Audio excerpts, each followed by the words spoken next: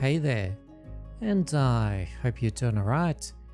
You might remember my video about the Chatswood Song a couple of months ago. I gotta say I'm really proud of that one. And since I made it, there have been an expansion of new information surrounding the search for the song. If you're tuning in for the first time, the Chatswood Song is a song which came from a 1997 documentary about the Chatswood Youth Centre in Sydney, which was rediscovered in a Newtown off shop in December 2019 by Redditor Chernyat. Here's a bit of the song now.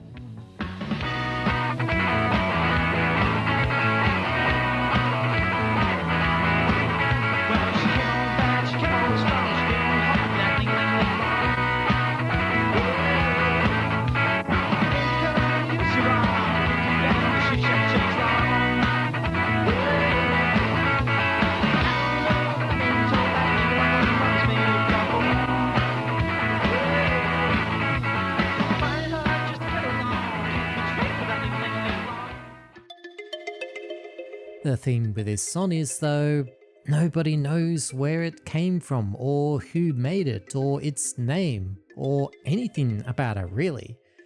Not even Shazam or Google can help. And since then, Chernyat and others in the lostwave community have been scouring the internet to try and identify this song by looking up some local bands of the era and speaking to some of the people that are shown in the documentary. Anyway, here's what's happened in the search since as of January 2025.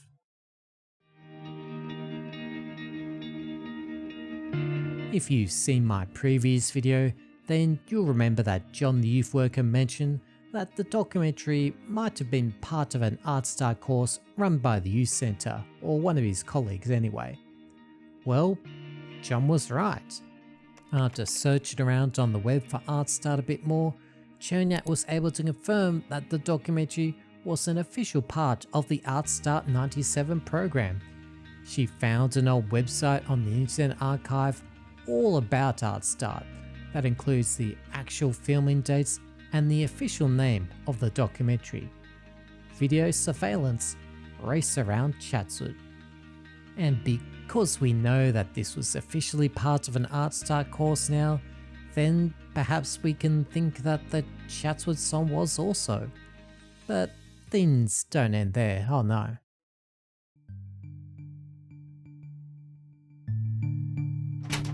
I found this article that mentioned some of the other ArtStart projects being run out of Ku-ring-gai Council, and they mentioned that the council held a competition for local youth bands to work with professionals to make a CD of their music, which went by the name of Ku-ring-gai Compilation, and later, If It Fits.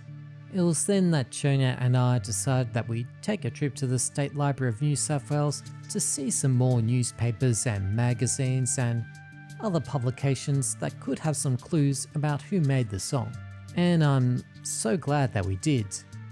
Not only did I find another article about ArtStart which featured a photo of John and some of the kids from the Youth Centre documentary, Chernyat found multiple mentions of ArtStart within the pages of Drum Media magazine, as well as a list of bands that made it onto the If It Fits album. You've got Marluck, Karma, Lentil Soup, Infringement, and Morning After. I think this supports the idea that the song might have been made by some local youth band. If the documentary was an ArtStart project, and a bunch of bands also made music for the program, then surely the Chatswood Song could be one too. Maybe whoever was overseeing these ArtStart events tried for a bit of cross-pollination and decided that music from one project could work in the video of another project. Thankfully, fellow YouTuber Lost Music Videos was able to provide all of the tracks from the If It Fits album to Chernyat. And whilst the Chatswood Song isn't on there, and none of the bands appear to have the same singer necessarily, it's great that the album's now preserved. I've had a listen to it myself and it's very much of its time, it's very 90s. But it's clear that it's very well produced, and the bands and singers and everyone else has some talent. It's still possible that one of the groups on the album could recognize the Chatswood Song. We have tried contacting them, but so far we're yet to hear anything. And I also managed to contact one of the youth workers who oversaw the If It Fits album, and whilst they weren't able to ID the song, they did mention that there were a bunch of demos they received that were stored in the youth centre that didn't make it onto the album.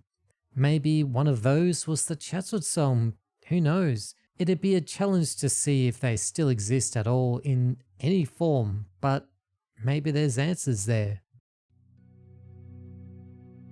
Even saying that though, it's great that a lot of youth music from that era has been preserved by Chonya as part of her efforts to chase down local albums of the era, and you can listen to a bunch of them on her YouTube channel. I'd really urge you to check them out. It gives you this great understanding of Sydney's youth music scene of the 90s. And again, we're still trying to contact some more of these bands, and whilst none of them have put their hands up and said, yep, we did the song, we're at least ruling some people out.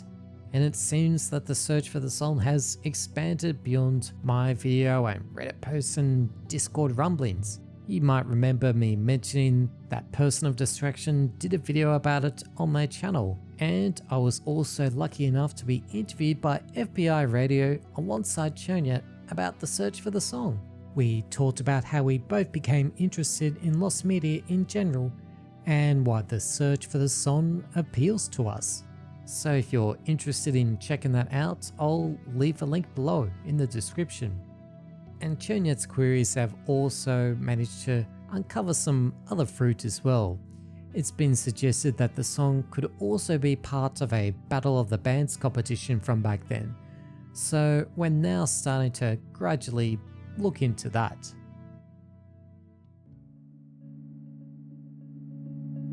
I think 2025 is the year that the Chatswood Song finally gets identified. So if you're a Sydney local, especially one from the Chatswood North Shorey kind of area, then keep talking to people you know about the music back in the day, and share this and any other videos and coverage that have been created that tell the story of the song. I think it's very likely that one of the bands that have been rediscovered by Chonya's archiving efforts could know who's responsible for the Chatswood Song, and that's how I think it's ultimately going to be found at a local level. Someone's gonna know someone who's gonna know someone else, and the answers will present themselves. If the most mysterious song on the internet, like the wind, can be identified after all of this time, then I think the Chatswood Song has a chance too. Thank you for listening, thank you for watching, and take care. Of course, there is one other thing that I've completely forgotten to talk about all of this time. At about 14 or 15 minutes into the Chatswood Youth Centre documentary, you can actually hear another song altogether that nobody can identify. It's this vaguely jazzy kind of beat with some vocals. It's hard to make out and it's only there for a few seconds and you're pretty likely to miss it. Here's that song now.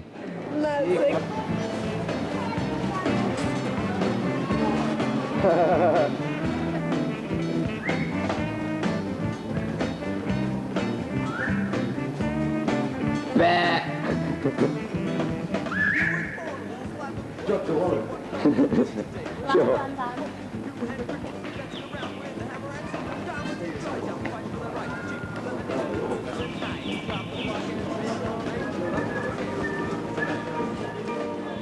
Now, since hearing it back and hearing back some of the artists we've uncovered, we thought it might have been a song by the band Infringement, because it sounds a little bit like their song Mr. Brain on the Fitz album.